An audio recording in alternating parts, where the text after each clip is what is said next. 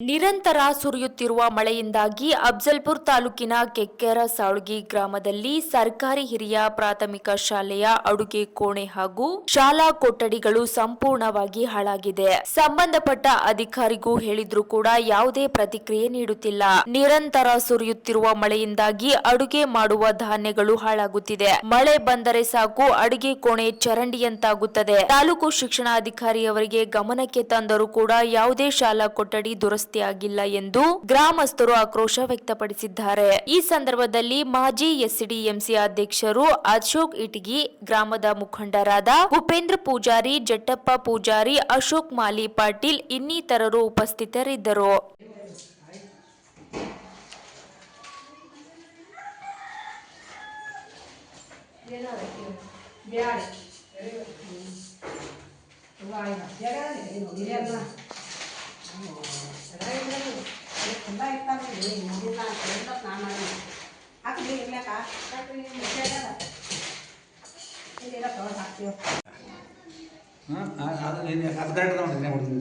ಇಲ್ಲ ಅದು ಇರ್ಲಕ್ಕ ಈಗ ಪೂರನೇ ಬರ್ಬೇಕಲ್ಲ ಈ ಲೋರಿಗೆ ಮಾಲ್ ರೇಷನ್ಗೆ ಪೂರ ಸೋರ್ಗೆ ತಟ್ಟಗೆ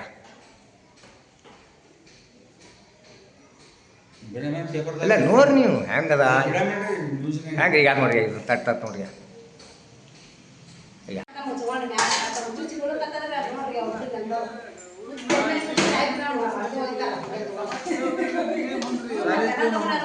ಸರಿ ಸರಿ ಸರಿ ಸರಿ ಸರಿ ಸರ್